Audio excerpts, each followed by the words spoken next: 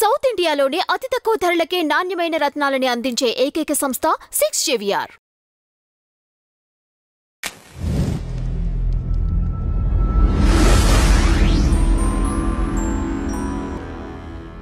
నమస్తే అండి, welcome to tree media. మనతో పాటు ఆర్జే శేఖర్ భాషా గారు ఉన్నారు. నమస్తే అండి. హాయ్ హాయ్ మా. ఏంటి లేటెస్ట్ న్యూస్ అందుతోంది మస్తాన్ సాయికి సంబంధించి? గ్యాగ్ ఆర్డర్ లాస్ట్ టైం మనం డిస్కస్ చేసాము. అది కోర్టు వీళ్ళకి అనుకూలంగా, మస్తాన్ సాయి వాళ్ళకి అనుకూలంగా తీర్పు వచ్చింది అనేది ఒకటి వినిపిస్తోంది. ఎంతవరకు వాస్తవం శేఖర్ గారు? అదేంటంటమ్మా, ఫస్ట్ మీడియా వాళ్ళు ముందు వెనక ఆలోచించకుండా, సరే ఒక అమ్మాయి వచ్చి చెప్పింది కదా అని చెప్పి, రాజ్ తరుణ్ విషయమైనా కావచ్చు, లేకపోతే జానీ మాస్టర్ విషయమైనా కావచ్చు, మస్తాన్ సాయి విషయమైనా కావచ్చు, అంటే పూర్వపరాలు కూడా తెలుసుకోకుండా టపామ్ అని చెప్పి వీడొక కామాంధుడు, వీడొక రేపిస్టు, వీడొక దరిద్రుడు ఇలా చెప్పి వేసేయడం పరిపాటి అయిపోయింది.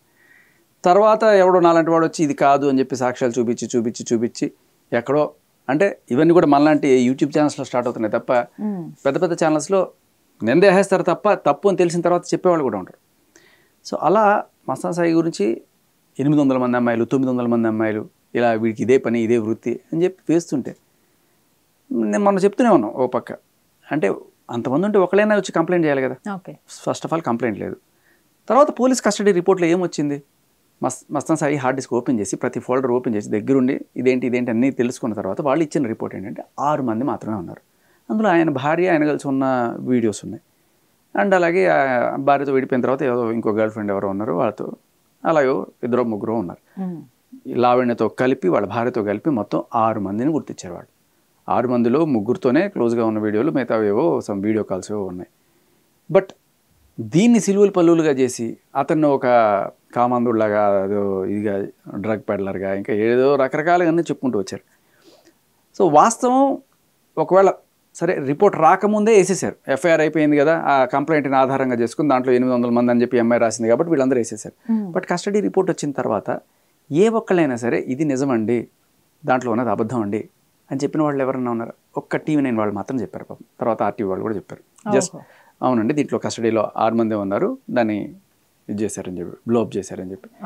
సో ఇలా చేయడం వల్ల ఒక మనిషి ప్రతిష్టకి దెబ్బ, దాంతోపాటు ఆయన ప్రైవేట్ భార్య భర్త వాళ్ళు ఏం చేసుకుంటారో, వాళ్ళ 4 గదుల్లో ఉంది, వాళ్ళు రికార్డ్ చేసుకుంటారో, వాళ్ళు ఏం చేస్తారో అది నువ్వు ఎక్కడి నుంచో దొబ్బుకొచ్చేసి అది నువ్వు జనాల ముందు పెట్టేసి చూడండి అంటే వాట్ ఈస్ దట్? ఆయన గర్ల్ ఫ్రెండ్ ఆయన పర్సనల్, ఆయన భార్య ఆయన పర్సనల్, ఇవన్నీ నువ్వు పట్టుకొచ్చి ఇప్పుడు మీడియా మీద అంతా సర్క్యులేట్ చేస్తుంది. పేరుకి ఆయన పేరు చెప్తుంది, బట్ ఎక్కువగా సర్క్యులేట్ చేసేది వీళ్ళ పేర్లతో సహా, పేర్లు ఇంటి పేర్లతో సహా తీసే అమ్మాయి మాట్లాడుతుంది. సిగ్గులేని మీడియా కొంతమంది అవి కూడా ప్రచురిస్తున్నారు. కనీసం అంటే సరే మీరు మగాడికి ఎట్టగో వాడు కుక్క అనుకొని వాడికి ఏ రకమైన విలువ ఇవ్వరు, కనీసం వాళ్ళ ఆవిడ ఉంది, ఆవిడ ఏం తప్పు చేసింది, లేకపోతే ఆయన ఎక్స్ గర్ల్ ఫ్రెండ్ ఎవరున్నారు, సో వాళ్ళ పేర్లు అన్నీ కూడా బజార్కి ఇచ్చి వాళ్ళని బజార్ని పెట్టడం అనేది ఏ రకంగా కరెక్ట్? సో ఇది నా వాదన. బట్ కోర్టు వాళ్ళు ఏం చెప్పారంటే, వాళ్లే కాదు, మస్తాన్ సాయి అనేవాడు కూడా ఒక మనిషి, వాడికి ఒక ప్రైవేట్ లైఫ్ ఉంటుంది, వాడి దాన్ని మీరు ఇష్టం వచ్చినట్టుగా పబ్లిష్ చేయడానికి లేదు. 6 మంది ఉంటే 800 మందిని ఎలా వేస్తారు? అలాగే ఈ వీడియోలన్నీ అతని పర్సనల్ వీడియోస్, అవన్నీ కూడా మీరు ఎట్లా వేస్తారు? సో అని చెప్పి ఆ లాయర్ మాట్లాడడం, తర్వాత జడ్జి గారు కూడా దానికి రిప్లై, హైకోర్టులో జరిగింది, మొన్నే వాదన జరిగింది. సో ఇది జరుగుతున్న టైంలో ఈవిడ మన లాయర్ బాలా గారు కూడా వచ్చారు కదా, వచ్చినప్పుడు ఆయన చెప్పారు, మేము కౌంటర్ దాఖలు చేసామండి, ఈ గ్యాగ్ ఆర్డర్ ఇవ్వడానికి వీల్లేదు, అతను అలాంటి క్రూరుడు, అతని మీద 5 FIRలు ఉన్నాయి, సో ఈ 5 FIRలు ఉన్న ఈ నిందితుడికి భాగోతం ప్రజలకు చూపించాలి. సరే నిజంగా అనుకుంటే అతని భాగోతం చూపించండి, ఆ అమ్మాయిలందరినీ కూడా బజార్ లాగడం ఎందుకు? సరే అది కూడా మాట్లాడిన తర్వాత వాడు ఏదో 13 పేజీల పిటిషన్ ఎంతో పంపిస్తే కోర్టులో వాదోపవాదాలు జరిగినప్పుడు ఏమిటి 5 FIRలు ఇతని మీద 5 FIRలు ఉన్నాయి, మరి లావణ్య మీద 8 FIRలు ఉన్నాయి కదా. అండ్ ఈ 5 FIRలు లావణ్యతోనే ముడిపడి ఉన్నాయి.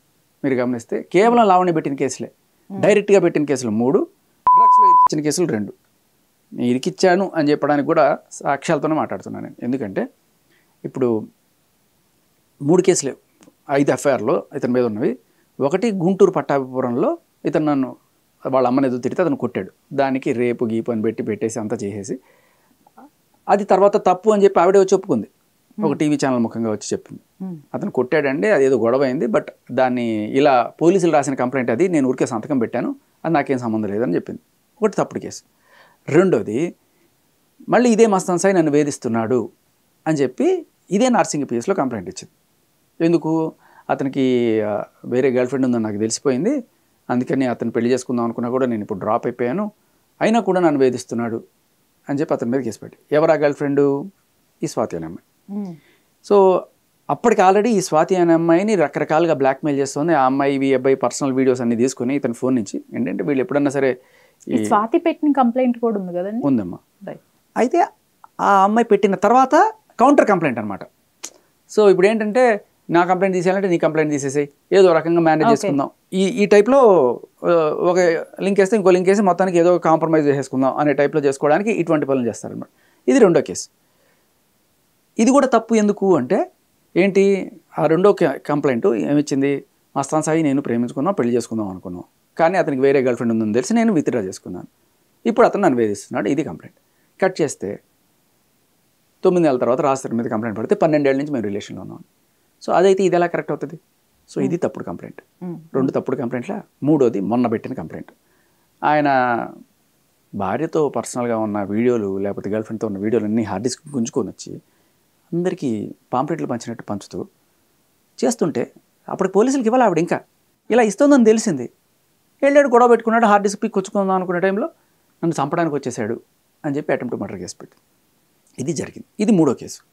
సో ఆవిడ పంచుతోంది అనే విషయం ఎప్పుడైతే బయటకు వచ్చింది, ఇమీడియట్గా ఈవిడ చేసిన ఇదేంటంటే పోలీసుల దగ్గరికి వెళ్ళిపోయి ఇదిగోండి వీడు ఒక క్రూరుడు, 800 మంది 900 మంది అని చెప్పేసి మీడియాలో అలా రాయిపిచ్చేసి ఇచ్చేసింది. సో ఆ రకంగా ఇది. సో ఇలా 3 కేసులు తప్పుడు కేసులు అని అర్థమవుతుంది. మూడో కేసు ఆయన కొట్టాడో తిట్టాడో అనేది మనకి అది తెలియాలి, అది కోర్టులో ప్రూవ్ అవుతుంది. బట్ కానీ ఇదైతే తప్పని అర్థమవుతుంది కదా చాలా క్లియర్ కట్. 800 వీడియోలు అనేది అబద్ధం, కస్టడీలో 6 అనేది తేలింది. అండ్ దాంట్లో కూడా వాళ్ళ ఆవిడతో ఉన్న పర్సనల్ వీడియోలు నువ్వు బయట పెట్టేసే అధికారం నీకు లేదు, అది క్లియర్ కట్గా చాలా పెద్ద నేరం అది. ఈ నేరానికి ఇదే నేరం చేస్తుందని గత 3 ఏళ్ళుగా లేకపోతే 2 ఏళ్ళ క్రితం కంప్లైంట్ ఆవిడ మీద ఉంది. ఓకే, ఈ అమ్మాయి స్వాతి పెట్టిన కంప్లైంట్ గత 2 ఏళ్ళ క్రితం ఉంది ఆ అమ్మాయి మీద. దాని మీద చర్యలు లేవు.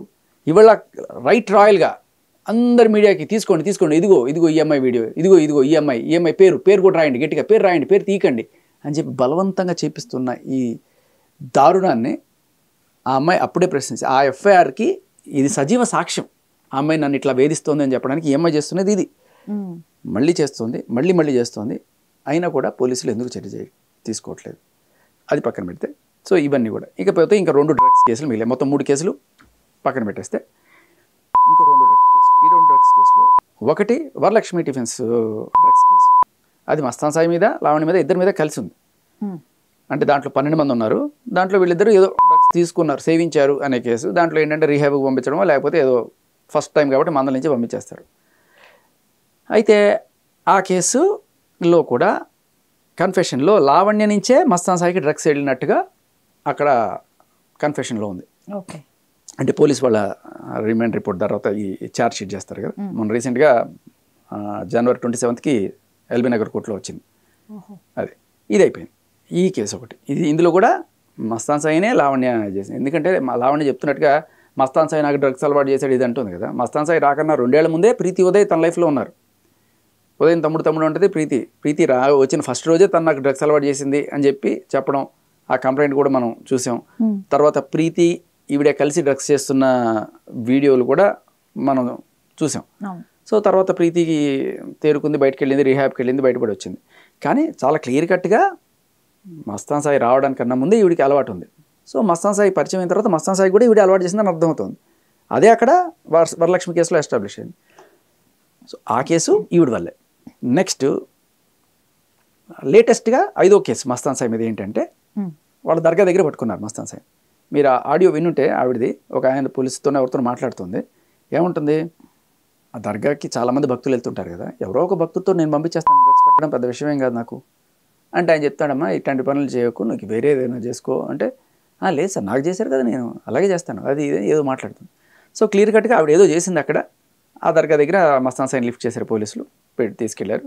అది కూడా A1 A2 A3 వాళ్ళకే పెద్దది, A5 పెట్టారు. సో మోస్ట్లీ అది అంటే ఈవిడ చేసిన కేసు అనేది అర్థమవుతుంది. అది ఎందుకంటే ఈ కేసు ఎప్పుడు జరిగింది మీరు గమనిస్తే కరాటే కళ్యాణితో మస్తాన్ సాయి ఇంటర్వ్యూ అయిన నెక్స్ట్ రోజే ఈజ్ లిఫ్టెడ్ అనమాట. సో ఇలా ఈ 5 కేసులు లావణ్య మూలంతోనే నడిచింది. అంతకు ముందు కానీ ఆ తర్వాత కానీ ఈ అబ్బాయి మీద ఎటువంటి కేసు లేదు. అండ్ ఏ అమ్మాయి కూడా వీడు నన్ను బ్లాక్మెయిల్ చేస్తున్నా అని చెప్పి ఏ రోజు కేసు పెట్టలేదు.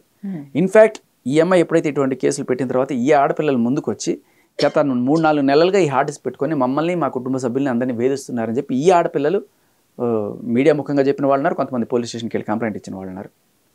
సో చర్యలు లేవు. ఇటువంటి పరిస్థితిలో కోర్టులోకి ఇప్పుడు ఈ 5 ఎఫ్ఐఆర్లను ఎక్స్ప్లెయిన్ చేశారు. ఇదండి ఈ 5 ఎఫ్ఐఆర్ల సంగతి, వీటి పెట్టిన ఎఫ్ఐఆర్లు తప్ప ఇవి ఇంకా వేరే ఏమీ కావు అని చెప్పి లాయర్ చెప్పిన తర్వాత అలాగే ఈవిడ పేరు మీద ఉన్న కేసులు తీశారు. ఈవిడ డైరెక్ట్గా రెడ్ హ్యాండెడ్గా దొరికిపోయింది డ్రగ్స్లో. తర్వాత ఏమిటది ఇళ్ల మీదకి దాడికి వెళ్ళిన కేసులు ఉన్నాయి. అండ్ నన్ను కొట్టించడానికి చంపించిన ఆ ఎఫ్ఐఆర్ కూడా ఉంది, అది కూడా చూపించారు. దాంట్లో ఒక జర్నలిస్ట్ని చంపడానికి బండిన కుట్ర, వాళ్ళు ఎలా ఈ లక్ష్మీ పడాలా ఈవిడే కలిసి ఎలా కుట్ర చేశారు, ఇవన్నీ కూడా ప్రస్తావనలోకి వచ్చాయి అక్కడ. సో ఇలా ఆర్గ్యుమెంట్స్లో ఇలా ఇంకేముంటున్నాయి, అమ్మాయిలని బ్లాక్మెయిల్ చేసిన కేసులు, డ్రగ్ పెడ్లింగ్ కేసులు. సో సరే ఈవిడే డ్రగ్ పెడ్లింగ్, బ్లాక్మెయిల్, ఎక్స్టార్షన్లు, దాడులు, మనుషుల్ని చంపించే కుట్రలు ఇన్ని చేస్తున్న ఈవిడే ఇవి డిఫరెంట్ పీపుల్ ఈవిడ మీద పెట్టిన కేసులు. కానీ ఈ 5 ఈవిడ పెట్టిన కేసులు ఈయన మీద. సో అక్కడ కొంత కన్విన్స్ అయినట్టుగా అనిపించింది. మొత్తానికి ఫైనల్లీ ఆయన చేశారు, లైక్ గ్యాగ్ ఆర్డర్ ఇచ్చారు. గ్యాగ్ ఆర్డర్ ఇచ్చి ఆయనకి సంబంధించిన ఎటువంటివి కూడాను బయట పెట్టకూడదు. Personal recording, everybody's personal life, voice records కాదు, వీడియో. వాయిస్ రికార్డ్స్ ఓకే, దాంట్లో అసభ్యత వాయిస్ రికార్డ్స్ గురించి కాదు, వీడియోలు పెట్టేస్తున్నారు, పేర్లు వాడుతున్నారు, ఆడపిల్లల పేర్లు వాడుతున్నారు. సో దీస్ ఆర్ ఆల్ ఇది. So they will have that authority. Maybe ఇవాళ రాత్రికో రేపు పొద్దునకో వస్తుంది అది. అంటే తీర్పు అయిపోయింది, బట్ టైప్ చేసి రావాలి కాబట్టి ఆర్డర్ నిన్నే మొన్న హైకోర్టులో జరిగింది వాదనలో. సో క్లియర్ కట్గా అదే అయిపోయింది. ఇది ప్రస్తుతం ఉన్న పరిస్థితి. ఇదిలా ఉంటే ఇప్పుడు ఇంకొక బాధితుడు అతను మరి తన్ని వేధించింది అని చెప్తున్నాడు. అంటే రాజ్ తరుణ్, చింటూ, మస్తాన్ సాయి, తర్వాత స్విమ్మింగ్ పూల్ లాయరు, తర్వాత సరే పోలీస్ ఆఫీసరు, ఇలా వీళ్ళందరూ దాటుకుని వచ్చిన తర్వాత లేటెస్ట్ ఎడిషన్ ఈయన అనుకుంటా. ఈయన పేరు ఇప్పుడు కెవిన్ కాదండి, ఎవరు బాధించబడుతుంది మళ్ళీ ఇప్పుడు? అదే కెవిన్ అని ఒక అబ్బాయి. ఇతను లాయర్, ఇతను కూడా అడ్వకేటే. మేబీ అడ్వకేట్ కంప్లీట్ చేశాడో లేకపోతే చేస్తున్నాడో సంథింగ్. ఏదో ఒక పని మీద పోలీస్ స్టేషన్కి వెళ్ళినప్పుడు అక్కడ ఈవిడ పరిచయం అయిందట.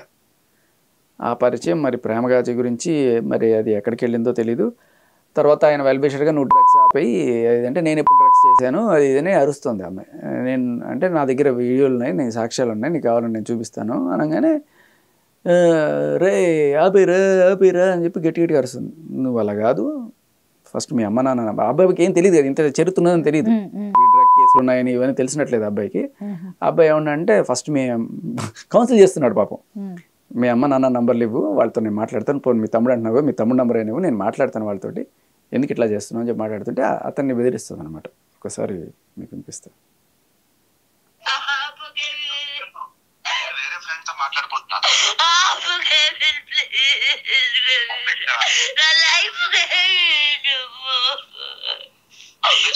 నా లైఫ్ కెవిన్ నువ్వు అంటుంది. మీరు వింటే మీకు ఆ ఏడుపులో అర్థం కావట్లేదు, మీకు ఆడియో సపరేట్ ఇస్తాను మాటలు. నా లైఫ్ కెవిన్ నువ్వు ఆప్ కెవిన్ అంటుంది.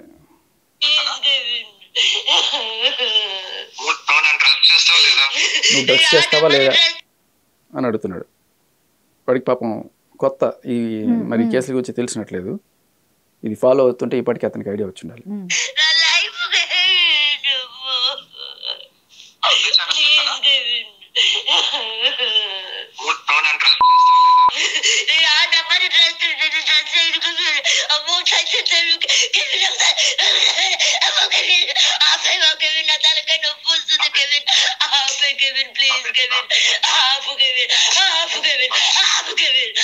ఆవిడే కొట్టుకుంటుంది.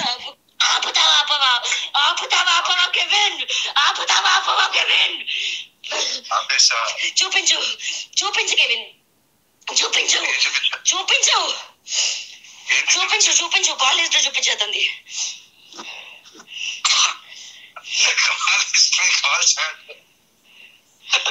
నవ్వకు కెవిన్, పొద్దు పొద్దున్నే ఏడిపించి ఉంటా, నవ్వుతున్నావు ఎందుకు కెవిన్? ఆపేశాను. నేను నీ వెల్విషర్ని. ఓకే, ఏ వెల్విషర్? మన వీడియోలు పెట్టుకొని వెల్విషర్ ఏందిరా రే?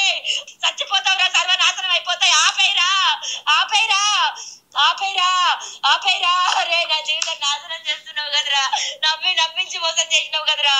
అరే అరే ఆపేరా ఆపేరా, నీ ఇంట్లో పీనికెళ్ళా. ఆపేరా ఆపేరా ఆపేరా. నీ పక్కన నీ తమ్ముడు ఉన్నాడా? ఫోన్ ఆపేసారా రే? ఎందుకు మిస్ చేస్తున్నావురా? మమ్మీ డాడీని పరిచయం చేయమన్నది ఎందుకేనారా? అరే ఆపరా. మా తమ్ముడు ఉంటే నీకెందుకు, ఎవడుంటే నీకెందుకు? ఆపేసాయి. మీ తమ్ముడు ఉన్నాడా? మీ ఫాదర్ మదర్ ఉన్నారా? నేను మాట్లాడతాను ఒకసారి. అరే ఇంకేం మాట్లాడతావు? ఆపరా నువ్వు. సో నువ్వు ఆ డ్రగ్స్ చేస్తున్నావు కదా, నేను మాట్లాడతాను, మేము వాళ్ళతో మాట్లాడతాను ఒకసారి. మరి ఏదో రకంగా వీడియోలు ఎవరో పంపించినట్టున్నాడు, ఎవడు పంపించాడు, ఆ కాల్ హిస్టరీ చూపించు, ఎవరితో మాట్లాడుతున్నావు, ఎవడు నీకు పంపించాడు అని చెప్పి వాడిని ఇది చేస్తుంది అనమాట. సో వాడు ఫైనల్గా నువ్వు ఆవిడ ఆల్రెడీ ఉన్నట్టుంది డ్రగ్లో, అది అర్థమవుతుంది కదా మనకి తమిళ సినిమాలో కొట్టేసాడు ఆ టైప్లో ఉంది. ఆ ఏడుపు మామూలుగా లేదు అసలు, ఎవరు మనిషి చచ్చిపోతే ఏడుస్తున్నట్టు. అండ్ క్లియర్ కట్గా నువ్వు నా లైఫ్ కెవిన్ అని చెప్పి కూడా అంటుంది. సో అది పాయింట్ ఏంటంటే కెవిన్ అనే బాధితుడు కూడా మిమ్మల్ని కాంటాక్ట్ అయ్యాడా? ఇప్పుడు కాదు, చాలా రోజుల క్రితం ఎప్పుడో ఒకసారి ఎక్కడో కలిసినప్పుడు ఊరికే ఇట్లా లావణ్య నా మీద కూడా కేసులు పెడతానని బెదిరిస్తుంది. అంటే ఎప్పుడైతే ఇతను ఆవిడకి మంచి చెప్పడానికి ట్రై చేస్తాడు, ఎప్పుడైనా మీరు గుర్తుపెట్టుకున్నామా, ఈ లావణ్య కాకపోతే లక్ష్మీ పడాల వీళ్ళందరూ కూడా నువ్వు చేసేది తప్పు అని చెప్పి మనం ఎప్పుడైతే వాళ్ళకి చెప్తామో ఇమ్మీడియట్గా వాళ్ళు మన మీద ఏదో రకంగా నిందలేసి మన నోరు మూయించడానికి ప్రయత్నిస్తారు. ఇది వాళ్ళ మోడస్ ఆఫ్ ఆపరెండి. సో ఈయన కూడా నువ్వు డ్రగ్స్ చేస్తున్నావు, అదే ఆపేసే అని చెప్పాడు. ఇప్పుడు అది నువ్వు డ్రగ్స్ చేసావు కదా అంటే అని చెప్పి వినబడినట్టుగా మాట్లాడుతుంది. బట్ ఈ కెవిన్ని మనం కొంచెం క్రాస్ కనుక చేయగలిగితే మనకి మరిన్ని వివరాలు దొరికే అవకాశం ఉంది. So we should try. Okay, ఇప్పుడు ఇతను మనకు అందుబాటులో ఉన్నాడండి ఈ కెవిన్? ట్రై చేయొచ్చు ఒకసారి, నేను చేస్తా. మేబీ కోర్టులో ఉన్నట్టు, అతను కూడా అడ్వకేట్ అన్నట్టుగా విన్నా నేను. అసలు ఎలా అడ్వకేట్లు ఎంతమంది అండి? పోలీసులు, జర్నలిస్టులు అని విన్నాను మొన్న. జర్నలిస్టులో అందరికీ కొంతమందికి డ్రగ్స్ పార్టీ ఇచ్చి వాళ్ళతో ఇష్టం వచ్చి రాయించుకోవడం, మొత్తం సిస్టమ్ని కరప్ట్ చేసే ఇదనమాట. ఇది ఇప్పుడు మళ్ళీ లేటెస్ట్ అయితే ఇతను బాధితుడా లేకపోతే ఆవిడ్ని సరైన మార్గంలో నడిపించడానికి ట్రై చేసిన రాజా రామ్మోహన్ రాయా? అంటే ప్రజెంట్ ఇంకా ఇతనితోనే ఉందా, అయిపోయిందా ఇతనితో కూడా? అది అతన్నే అడగాలి. ఎందుకంటే అంటోంది కదా, నువ్వు నా లైఫ్ కెవిన్, నువ్వు ఎందుకు అలా చేస్తున్నావు, వాడితో వీడితో మాట్లాడద్దు. నాకు తెలిసి మోస్ట్లీ మస్తాన్ సాయితో ఏమన్నా మాట్లాడాడా అని డౌట్ నాది. ఓకే, సో మస్తాన్ అంటే ఈవిడికి సంబంధించిన వీడియోలు పంపించగలిగిన ఏకైక వ్యక్తి ఆయనే నా డౌట్. లేకపోతే ప్రీతి ఉదయ్, మస్తాన్ సాయి ఆర్ చింటూ ఈ బ్యాచ్లోనే ఎవరో ఒకళ్ళు పంపించుంటారు ఆ వీడియోస్. ఎందుకంటే వీళ్ళ లేకపోతే ప్రభాకర్ రెడ్డి, అనురాధ, వీళ్ళు ఈ బ్యాచ్ వరలక్ష్మి కేసులో ఉన్న 12 మందిలో ఎవరో ఒకళ్ళు. I don't know who is that అట్లా. కానీ మనకి కనుక దొరికితే ఇతను will be a good source of information.